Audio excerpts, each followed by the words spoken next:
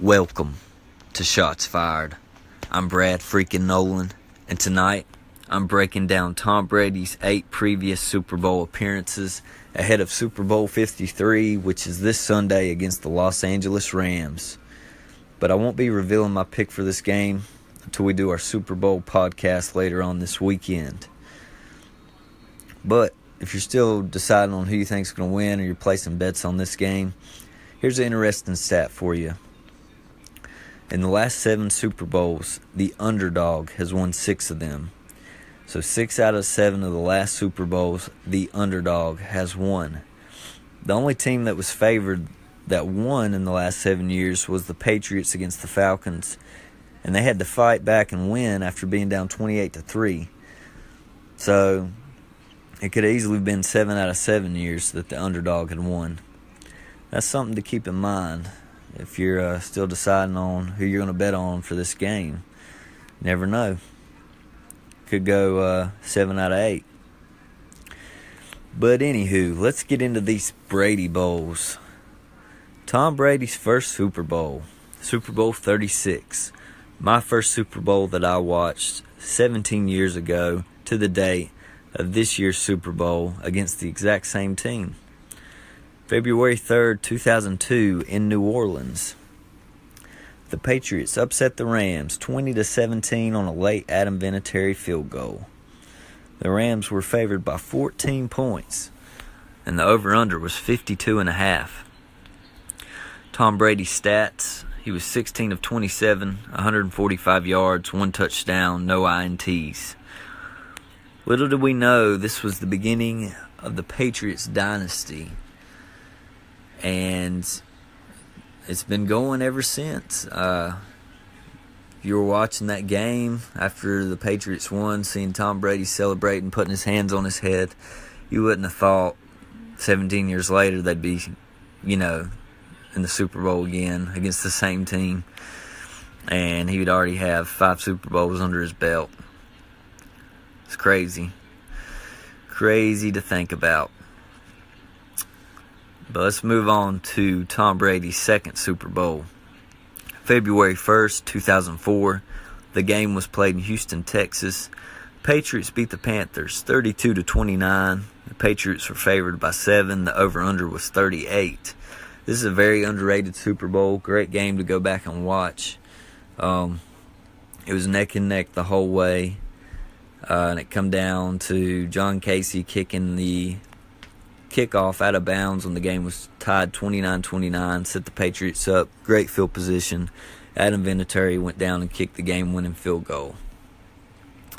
Tom Brady's stats were 32 of 48, 354 yards, 3 touchdowns, 1 INT. And Jake Delhomme actually outplayed Brady in this game. His quarterback rating was 113.6, and Brady's was 100.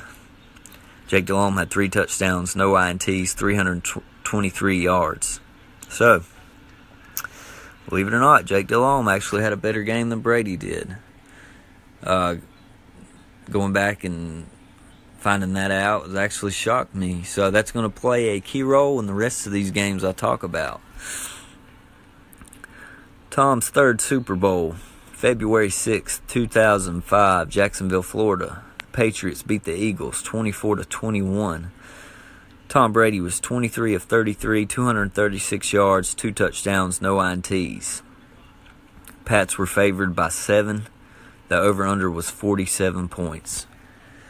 This was the game. The Eagles were driving down the field to try to win, and Donovan McNabb, they said, had a stomach bug or something. I don't know. I'm just going to call it like it was. I think he just got nervous and crapped his pants or whatever.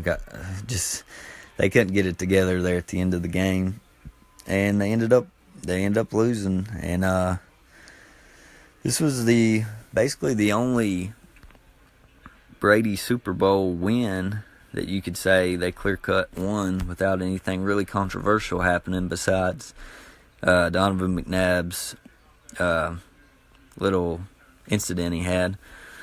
But anyhow, let's move on to Tom Brady's fourth Super Bowl, February 3rd, 2008, Glendale, Arizona. The Giants upset the Patriots 17-14 and ended their perfect season.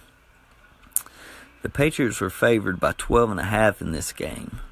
The over-under was 54.5. Brady was 29 of 48, 266 yards, 1 touchdown, no INTs. Eli Manning outplayed Brady. He had a higher QBR of 87.3 to 82.5. So, hate to say it, Patriots fans, but your boy Brady choked in this game.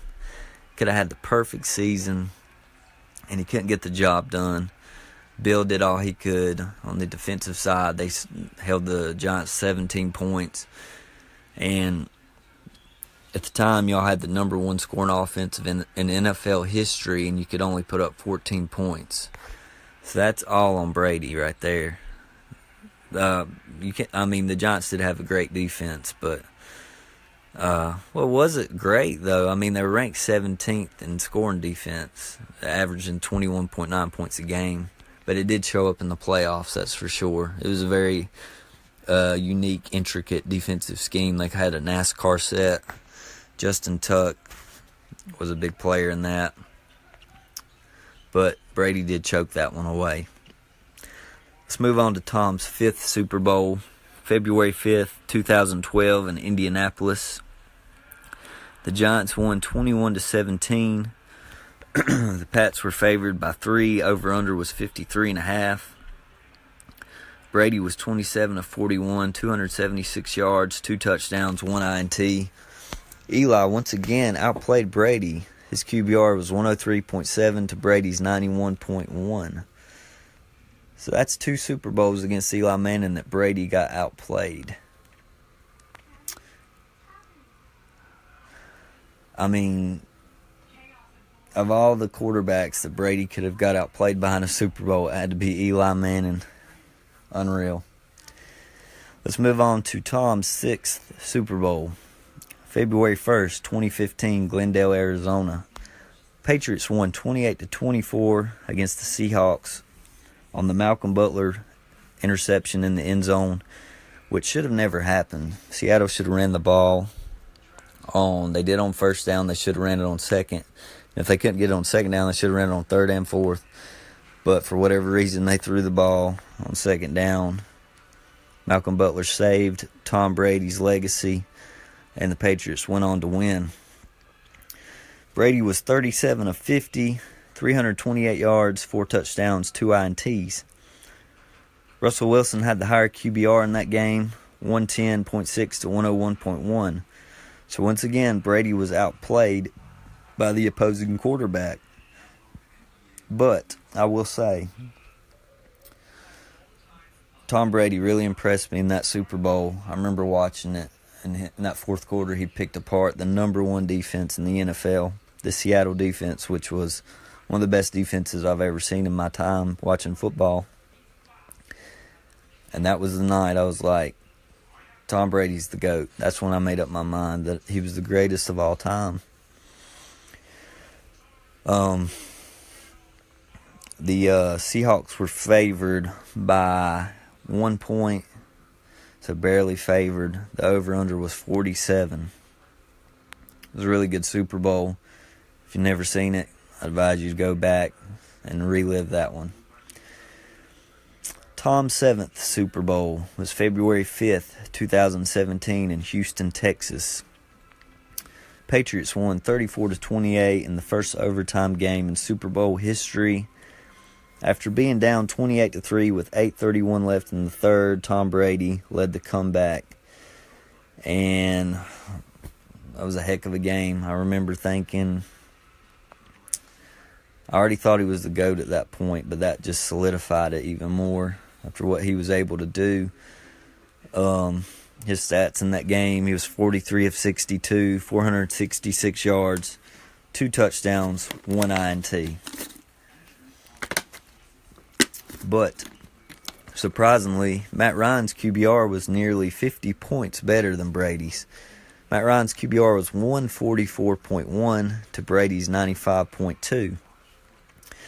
So, thinking back to that game, I didn't think much of Matt Ryan's play in that game till I went back and looked at the stats, and he outplayed Brady. So, once again, Brady got outplayed by the opposing quarterback. It's becoming a common trend here in these Super Bowl appearances by your boy, Mr. Brady. And I would also say Bill Belichick deserves a lot of credit for that one as well, because he was able to, him and Matt Patricia were able to devise a game plan to, hold Atlanta to 0 points in the second half. Excuse me, it was 21-3 at half. He was able to hold them to 0 points from 8:31 left in the third. So that's a lot of credit to Bill. But Brady, yes, was amazing in the second half of that game. Pats were favored by 3. The over-under was 57. Moving on. Tom Brady's 8th Super Bowl, my personal favorite. February 4th, 2018 in Minneapolis, Minnesota. The Eagles beat the Patriots 41-33. Tom Brady was 28 of 48, 505 yards, which is a Super Bowl record. 3 touchdowns, no INTs. Brady actually had a higher QBR than Foles in that game. It was 115.4 to 106.1. But, yet again, he didn't have the highest QBR in the game. Trey Burton had a QBR of 118.7 to lead all passers, that being because of the well-renowned Philly special. So, there again, Brady didn't have the highest QBR, but it should be noted that Foles would have had the highest if not for the pass that popped out of Jeffrey's hands that led to an easy INT. And not to mention, Foles had a receiving touchdown, so he had 4 total touchdowns. And I would say most people that watched that game would say Nick Foles outplayed Brady, but it was really close. Both quarterbacks played amazing. I'm proud to say the Eagles beat Tom Brady in his greatest Super Bowl performance, in my opinion. The Super Bowl record, 505 yards, and he had 3 touchdowns, no picks. Heck of a game. My favorite Super Bowl. Not only because the Eagles won, I just thought it was a very action-packed, start to finish was an amazing Super Bowl. A lot of crazy things happened. The pass to Brady that just slipped out of his fingertips, and then a few plays later, Nick Foles had the same situation, and he came through on the Philly special on 4th down. Just an amazing game. A lot of crazy things in that game. A lot of missed field goals, extra points, controversial calls. Patriots were favored by 4.5. The over-under was 48.5. And that is brings us to Tom's 9th Super Bowl, which is this Sunday. Remains to be seen what happens in that game. Now, I said all that to say this. After doing my research, before doing the research, I thought I want to do a history of Tom Brady's Super Bowls, because I think he's the greatest quarterback to ever play this game, and it deserves to be looked at and talked about. But as I was doing the research, I'm like, man, he got outplayed by quite a few quarterbacks, and they started adding up. Only two of Brady's 8 Super Bowls that he played in was he better than the opposing quarterback. 2 of the 8. And you could argue that one of those 2, he just managed the game, which was the first one against the Rams. He only had 145 yards. Don't quote me on this, but I think that's probably the lowest amount of passing yards by any Super Bowl winning quarterback. I didn't go back and look through. There might be another one that was lower. But if it's not the lowest, it's definitely top 5. The defense won that Super Bowl, and Bill Belichick and Brady essentially just managed that game, in my opinion. But we'll give it to him. We'll say he outplayed Warner because he managed the game. So only 2 of the 8 Super Bowls did he play better than the opposing quarterback. Got outplayed by Eli twice, Nick Foles, Wilson, Matt Ryan, and Jake Delhomme. The only one you could say he beat straight up was Donovan McNabb.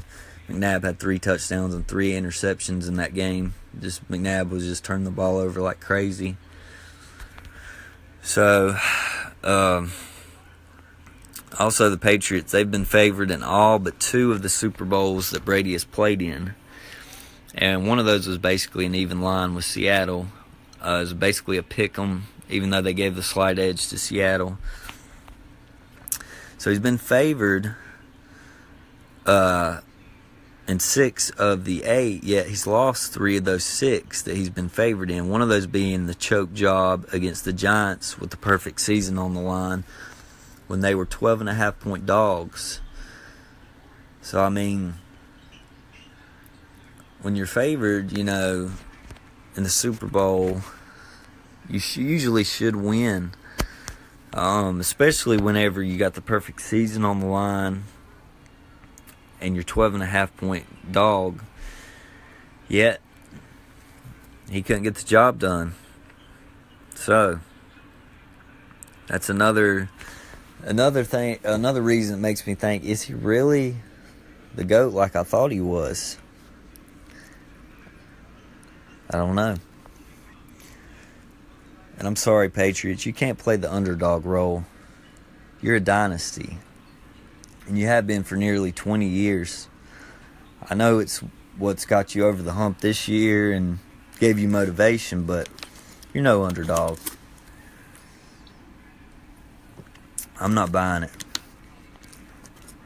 I mean, the Eagles, they were the underdog last year, literally. The backup quarterback, they were the underdog in every playoff game. The Patriots were the underdog for a minute, and they act like they're an underdog. But I'm not buying it. You're a dynasty. You have been. But don't get me wrong, Tom Brady, he's great. He is. But he has caught a lot of breaks along the way. Like I said before, the tuck rule game, the John Casey kickoff out of bounds against the Panthers, McNabb getting diarrhea driving down the field, the Malcolm Butler INT, the Julian Edelman catch against the Falcons. Oh my gosh, what a catch. If you don't remember that catch, go back and watch it. When I was doing the research for this, and I watched that catch again, I couldn't believe it. How he held on to that ball. Unreal. Probably the greatest catch in Super Bowl history. I think it's better than the David Tyree catch, in my honest opinion.